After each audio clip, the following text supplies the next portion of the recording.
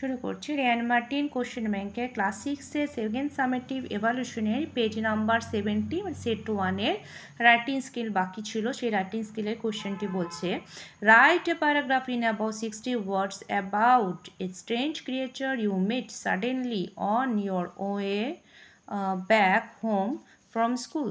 তুমি স্কুল থেকে ফেরার সময় তুমি হঠাৎ করে একজন স্ট্রেঞ্জ মানে অপরিচিত কোনো স্ট্রেঞ্জ ক্রিয়েচার মানে কোনো মানুষকেও দেখেছো বা যে কোনো কিছু হোক দেখেছো, তার সম্পর্কে তোমাকে লিখতে বলা হয়েছে। তুমি কি দেখেছো? বললো প্লেস, এখানে হিন্টসে দেওয়া আছে place and time of meeting.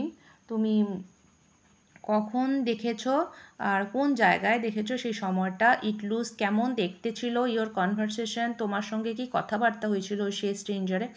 R your feelings, মানে তোমার কি অনুভূতি হয়েছিল। তো এই সম্পর্কে আমাদেরকে লিখতে বলেছে 60 ওয়ার্ডে, যখন তুমি স্কুল থেকে বাড়িতে ফিরছিলে। তাহলে আমরা সেটা দেখো লিখছি এখানে। তাহলে আমাদেরকে সবার প্রথমে দিতে হবে একটি heading.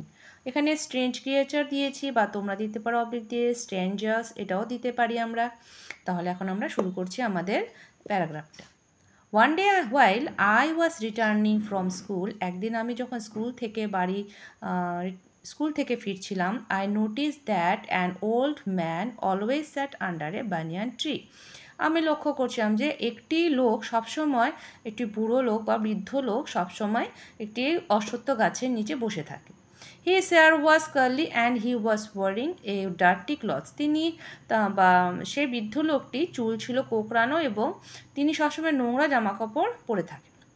But never I saw that the old man in our locality, কিন্তু এর আগে কখনো আমি এই রকম মানে বৃদ্ধ লোককে আমাদের লোকালয়ের মধ্যে দেখিনি।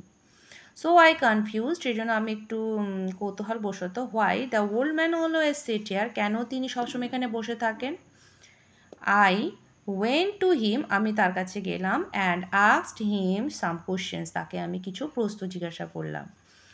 হি টোল্ড মি দ্যাট, তিনি আমাকে বললেন যে his family died on earthquake, তার পুরো পরিবার ভূমিকম্পে মারা গিয়েছিল। But I never believed what he said, কিন্তু আমি প্রথমে বিশ্বাস করিনি তিনি কি বলছেন।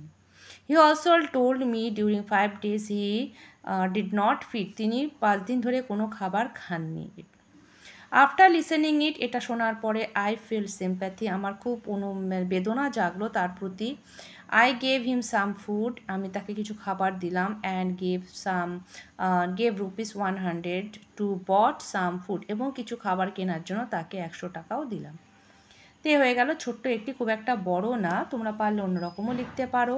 তো যেহেতু এখানে বলেছে তুমি কেমন দেখেছো বা তোমার সঙ্গে কি কনভারসেশন হয়েছে, সেই ক্ষেত্রে এভাবে লেখা হলো। আজ এ পর্যন্ত রাখছি। ভালো হলে অবশ্যই একটি লাইক করো, শেয়ার করতে একদমই ভুলো না।